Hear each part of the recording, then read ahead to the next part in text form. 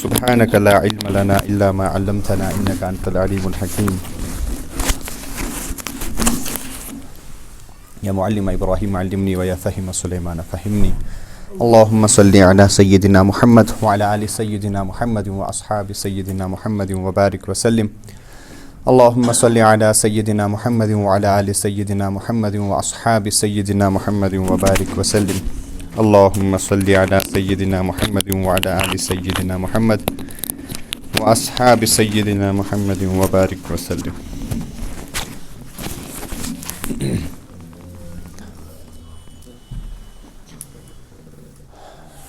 قابل احترام بزرگوں دوستو،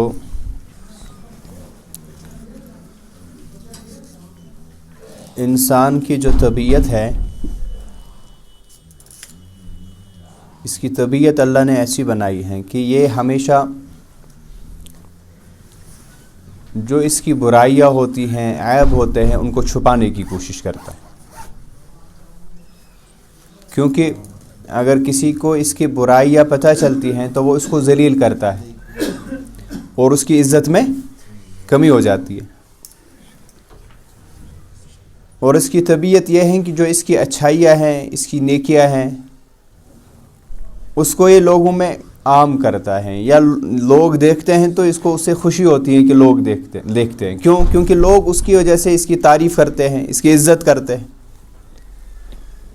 تو یہ انسان کے اندر ایک ایسی چیز ہے جس کو اس وقت کی دنیا میں ریڈ کیا گیا، تو جس کی وجہ سے ہم دیکھتے ہیں کہ جو سیکیورٹی کیمراز آئے، سی سی ٹی وی کیمراز یہ وچھان نا، تو یہ سارے اس لیے بنائے گئے کہ انسان کی طبیعت میں یہ ہے کہ یہ کبھی نہیں چاہتا کہ میں کوئی غلطی کروں اور کوئی مجھے دیکھ رہا ہوں. تبھی ہم دیکھتے ہیں کہ بڑے بڑے ڈپارٹمنٹل سٹور میں کروڑوں کی مالیت ہوتی ہے، لیکن وہاں کوئی بھی ان کو دیکھنے والا نہیں ہوتا، لیکن چوری بھی نہیں ہوتی. تو جو بھی بندہ وہاں جاتا ہے اس کو پتہ ہے مجھے کوئی ان لوگوں میں نہیں دیکھتا، جو اس کا مالک ہیں، جو یہاں کام کرنے والے ہیں، ورکر ہیں، ان میں کوئی تو مجھے نہیں دیکھتا، لیکن پھر بھی وہ کسی چیز کو ہاتھ نہیں لگاتا چوری کے لیے. کیوں؟ کیونکہ اس کو پتہ ہے کہ جو سیکیورٹی کیمرہ ہے یہ مجھے دیکھ رہا ہے، دروازے سے باہر جانے سے پہلے ہی مجھے پکڑ لیا جائے گا اور ذلیل و رسوا کیا جائے گا، ذلت ہو جائے گی. تو لہٰذا اتنے بڑے ڈپارٹمنٹل سٹور میں ہم دیکھتے ہیں، اتنی بڑی جگہوں میں ہم دیکھتے ہیں کہ وہاں چوری نہیں ہوتی. اور ایسے ممالک بھی ہیں جہاں گاڑی چلانے میں کہا گیا ہے کہ اتنی رفتار ہونی چاہیے. مثال اس روڈ پہ آپ چلیں گے تو آپ کی رفتار 60 کلومیٹر پر آور ہونی چاہیے، بس اس سے زیادہ نہیں. اب جو بھی اس راستے سے گاڑی چلاتا ہے وہ 60 سے زیادہ چلاتا ہے. رکتا کہاں پر ہے؟ جہاں پر کیمرے نصب کیے گئے ہیں وہاں گاڑی کی سپیڈ کم کرتا ہے. کیوں؟ ان کیمراؤں کے ذریعے سے اس گاڑی کو دیکھا جاتا ہے جو تیز چلتی ہے، اس سپیڈ کو جو لمٹ رکھی ہے اس کو کراس کرتی ہے، اس کی فوٹو لی جاتی ہے، اس کو اس کے بعد اس کے بدلے میں چالان بھرنا پڑتا ہے. تو لہذا وہاں جو حج پہ آپ لوگ گئے ہوں گے ماشاءاللہ، وہاں آپ نے دیکھا ہوگا کہ وہ فوراً گاڑی کو کم کرتے ہیں اس کی سپیڈ. کیوں؟ یہاں پر دیکھ لیا جاتا ہے، وہاں کوئی بندہ نہیں ہوتا، لیکن جو نصب کیے گئے ہوتے ہیں کیمرہ، ان کیمراؤں کی وجہ سے، اس سیکیورٹی کیمرہ کی وجہ سے لوگ وہاں پر اس کی پابندی کرتے ہیں. لیکن اس کے بغیر جو بھی راستہ آتا ہے وہاں کوئی قانون کی پابندی نہیں ہوتی. کیوں؟ دیکھنے والا کون ہے؟ کیونکہ اس کے دل میں ہے کہ کوئی مجھے دیکھے نہیں غلط کام کرتے ہوئے. 2-3 منٹ کے لیے کبھی لائٹ چلی جائے تو ڈپارٹمنٹل سٹور جو ہے ان کا کیا حال ہونے والا ہے. ان 3 منٹوں میں کتنی چوری ہوگی، جتنی پوری زندگی میں اس نے چوری نہیں دیکھی ہوگی، 3 منٹوں کے اندر وہ سارا ماجرا ہو جائے گا. کیوں؟ خوف جس کا تھا سیکیورٹی کیمرہ کا، سی سی ٹی وی کیمرہ کا، وہ تو رہا ہی نہیں، وہ تو بیٹھ گیا. لہذا اس کے بعد انسان فوراً وہ کام کرنا شروع کر دیتا ہے جو اس کے اندر ہوتا ہے. تو آج کل کے دور میں یہ چیز سمجھی گئی کہ لوگوں کو غلط کاموں سے بچانے کے لیے ہم نے اپنی چیز کی حفاظت کے لیے یہ چیزیں بنانی ہیں کہ لوگ ڈرتے رہے کہ ہمیں کوئی دیکھ رہا ہے. لیکن جب ہم نظر دیتے ہیں اسلام کی طرف، رسول اللہ صلی اللہ علیہ وسلم کی تعلیم کی طرف، تو وہاں پر فرمایا گیا کہ یعلم خائنۃ الاعین وما تخفی الصدور. دنیا میں بسنے والے انسانوں، آپ کو کیا لگتا کوئی تمہیں دیکھے یا نہ دیکھے، تمہارا رب ہے ایک جس نے تم کو پیدا کیا، جس نے تم کو دنیا میں بھیجا. وہ ایسا رب ہے کہ یعلم خائنۃ الاعین وما تخفی الصدور. وہ تمہارے آنکھوں کی جو چوریاں ہے، جو تم چوری چوری دیکھتے ہو، تم نے تو کالی سپیکس پہنی ہے، کسی کو نہیں پتا کہ تمہاری آنکھیں کہاں جاتی ہے. وہ اللہ اس کے اندر تمہاری آنکھوں کا حال دیکھتا ہے کہ تم کیا دیکھتے ہو، کیوں دیکھتے ہو. اور یعلم خائنۃ الاعین وما تخفی الصدور. تمہارے حرکات و سکنات ہی نہیں، تمہارے دل کے اندر جو رائے قائم ہوتی ہے، تمہارے دل کے اندر جو بات آتی ہے، وہ اللہ اس بات کو بھی جانتا ہے. تو یہ اسلام نے ایک مسلمان کو اور پوری دنیا کے انسانوں کو ایک تعلیم دی کہ تم نے کلمہ پڑھا لا الہ الا اللہ محمد الرسول اللہ صلی اللہ علیہ وسلم. اب تم نے سیکیورٹی کیمرہ سے ڈرنے کی ضرورت نہیں، اب آپ کو CCTV سے ڈرنے کی ضرورت نہیں. اب آپ کے لیے یہ اصول ہے، اب آپ کے لیے یہ ضروری ہے، اور آپ کا اب یہ عقیدہ ہونا چاہیے کہ مجھے کوئی دیکھے یا نہ دیکھے، میرا پروردگار مجھے دیکھ رہا ہے. آج جو واٹس ایپ کی پالیسی جو اس کو تبدیلی کر دی گئی، تھوڑی سی تبدیلی ہوئی، پورے دنیا کے انسان پریشان. ہماری جو پرائیویٹ لائف ہے وہ لوگ دیکھیں گے، اب اس کو اب شیئر کیا جائے گا. حالانکہ ہر ایک کو اپنی پرسنل لائف ہوتی ہے، اس میں کوئی شک نہیں، لیکن پوری دنیا کے انسانوں کے اندر خوف و ہراس کا معاملہ کہ لوگوں کو اب ہمارے راز لوگوں تک جا سکتے ہیں، لہذا اس چیز کو چھوڑ دو، اس کو ڈیلیٹ کر دو. اب کوئی کسی اور جگہ جائیں گے جہاں ہمارے چیز راز رہے. لیکن مسلمان یہ یقین رکھتا ہے میرا کوئی بھی راز نہیں. دنیا کے انسانوں سے تک تو راز رہ سکتا ہے، لیکن پروردگار سے میری کوئی بات راز نہیں ہے. تو واٹس ایپ سے ہم ڈرنے والے، اس کی پرائیویسی پالیسی سے ڈرنے والے یاد رکھے، ان سے ڈرنے کی ضرورت نہیں.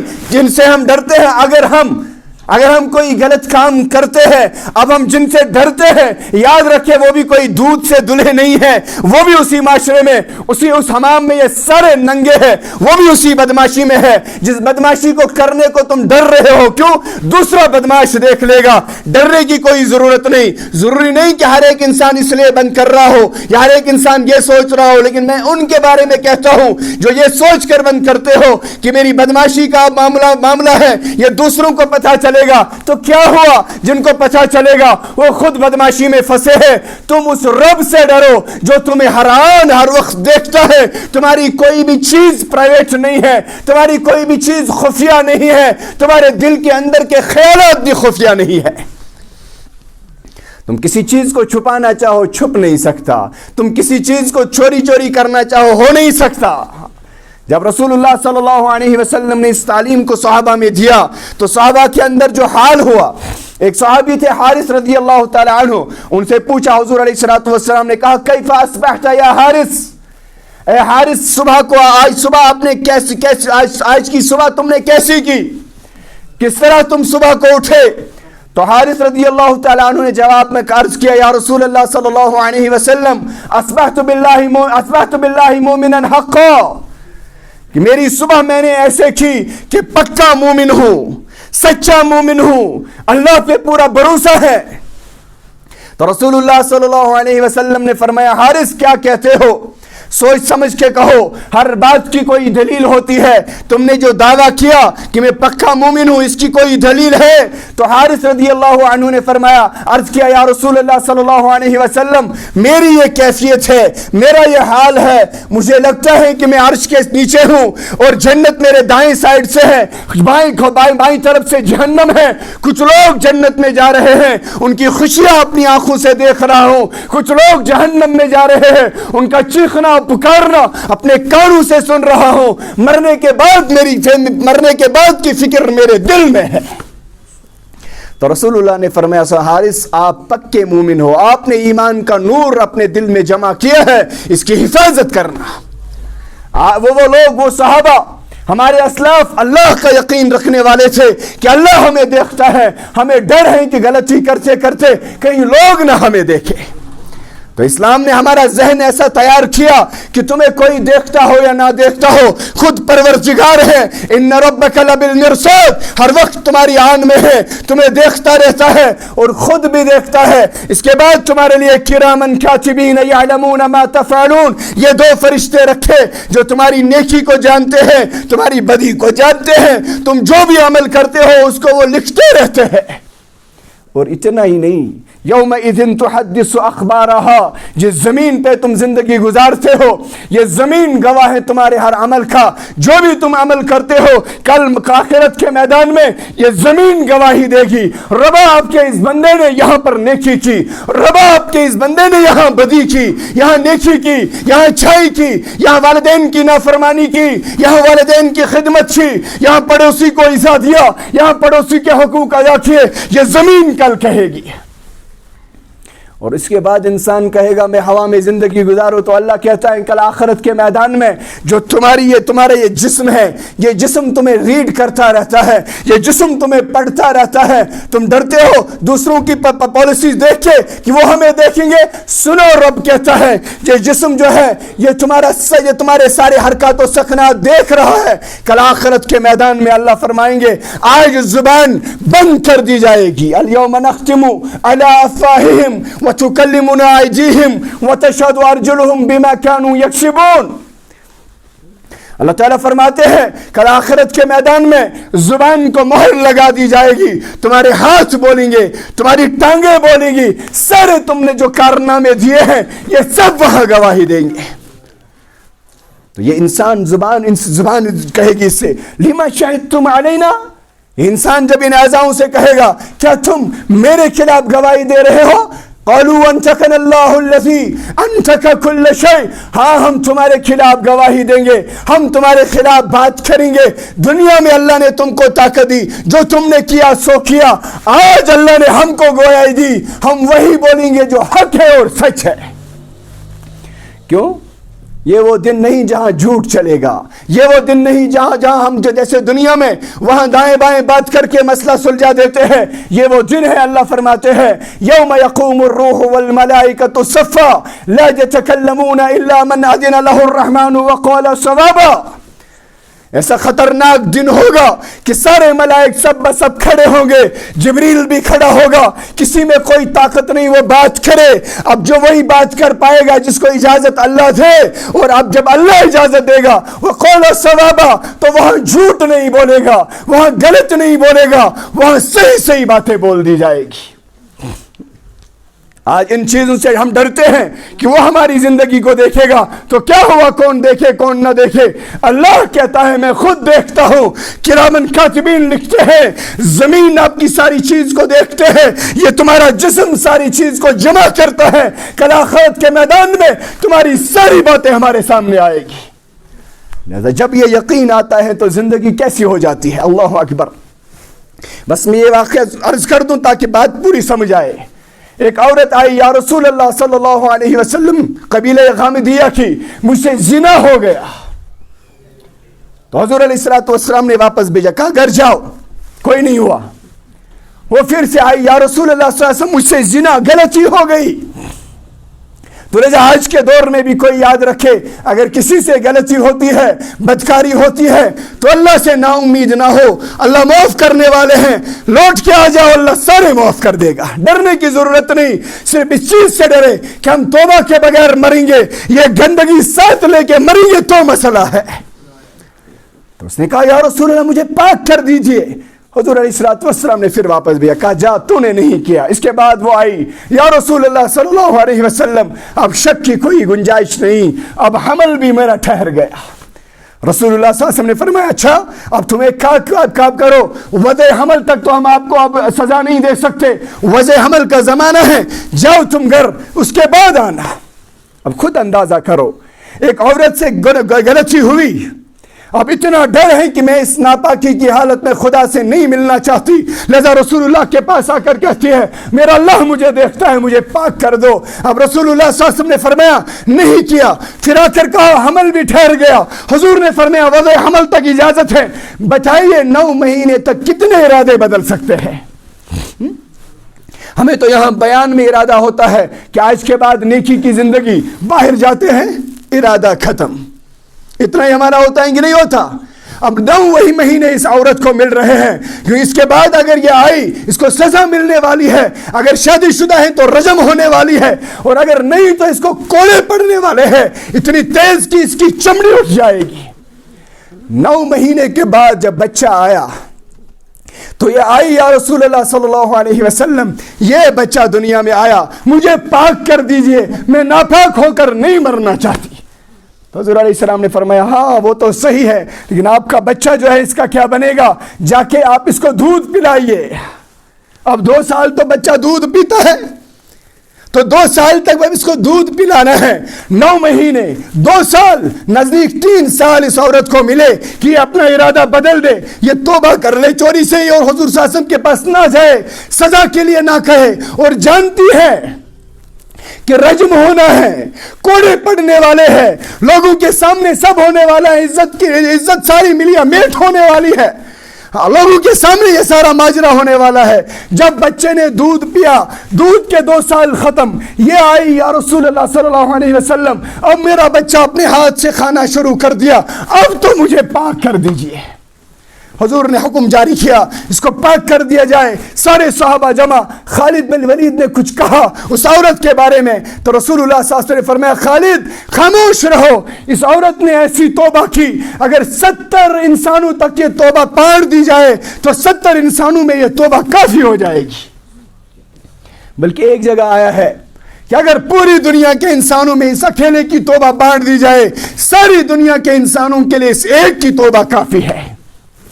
یہ کیا تھا جو اس کو واپس لا رہی تھی؟ یہ کیا تھا کہ 3 سال میں اس کا ارادہ نہیں بدلا؟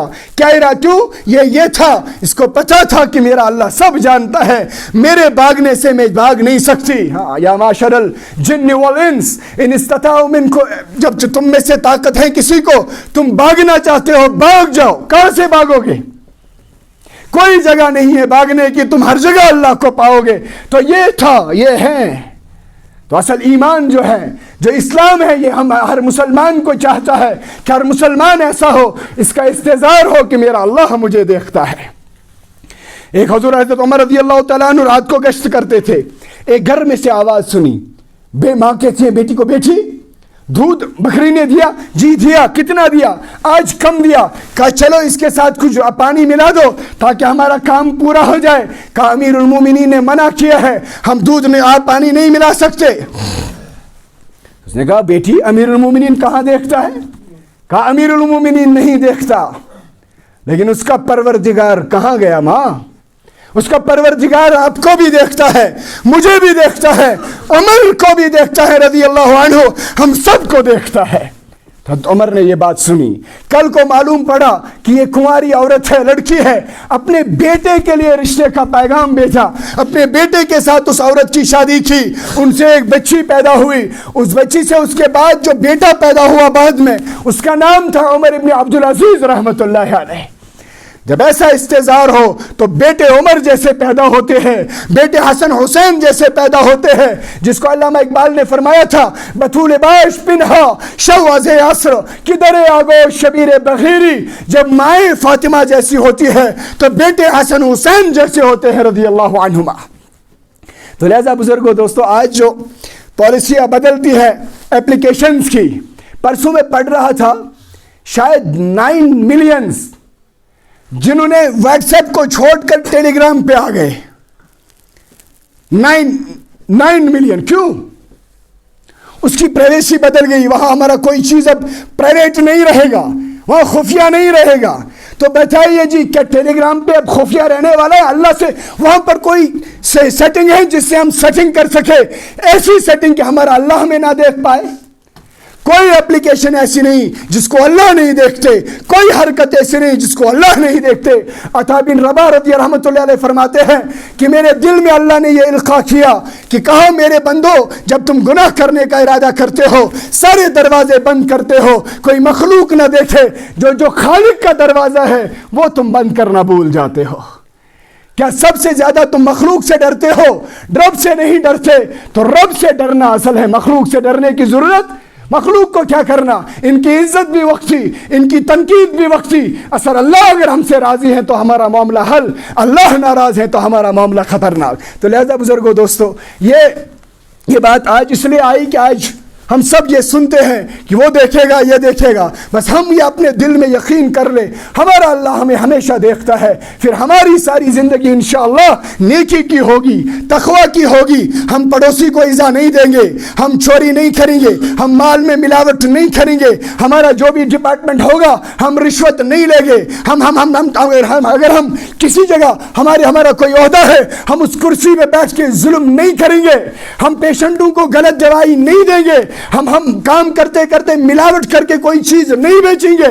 ہم ہر کام ایسے کریں گے کہ ہمیں یقین ہوگا میرا کوئی کام اس اللہ سے چھپا نہیں ہے, چاہے سامنے والا جانے یا نہ جانے, میرا اللہ سب جانتا ہے. اللہ تبارک و تعالی ہمیں ان باتوں کو سمجھنے کی توفیق عطا فرمائے.